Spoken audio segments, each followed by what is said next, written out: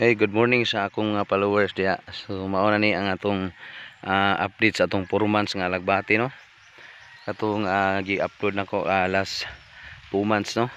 So karon pa ta kabalik og upload guys sa atong 4 months na alagbati. So far hindi pa siya masyadong matanda tingnan, no. So, tingnan niyo guys. Kayo lang mag-decide guys. So bagong na-harvestan to guys, mga ano lang,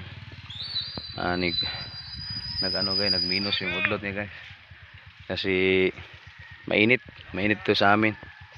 Go! So ito guys, yan.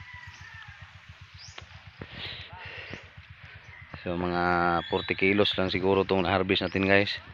So dati 180 to kilos, ngayon nagkibra yung harvest niya kasi mainit.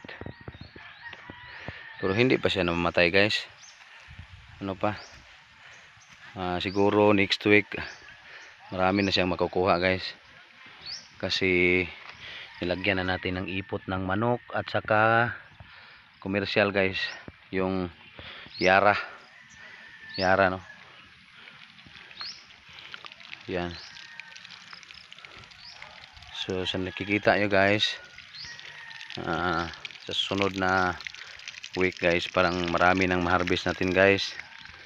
Yan, kasi marami nang umuusbong na udlot, no. So ayan guys. So salamat po sa inyong suporta guys, sa pagpalo sa aking page guys, no. Please subscribe my YouTube channel guys, Boss Ayan Vlog.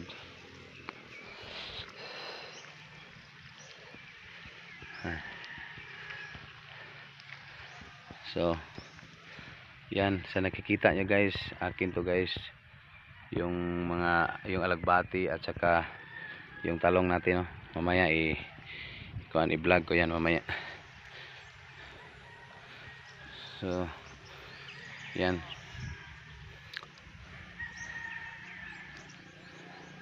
So naana gitay income nga ginagmay guys.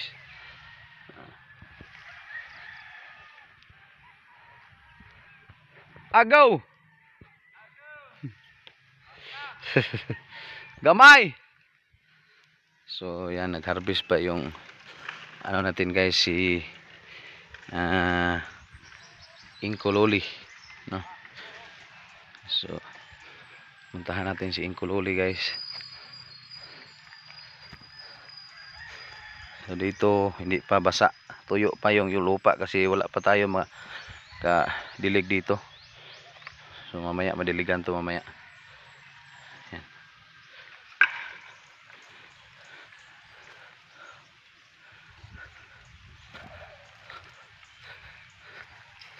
Sa daghang makuha ko si Inko guys, Inko Luli.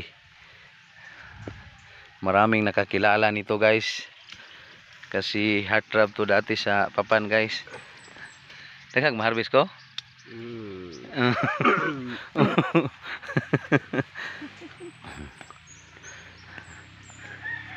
Yan. So tapos na dito, magdilig na lang tayo dito guys. So ito na lang, ito na yung na-harvest guys. So kunti pa, isang bakat pa, no. Yan, kasi mainit, hindi na masyadong nag-uspong yung mga udlot niya. Sige guys, salamat guys sa suporta. Thank you so much. Welcome Ayan Intervention and Boss Ayan Vlog. Please subscribe my YouTube channel, Boss Ayan Vlog. Bye bye. God bless.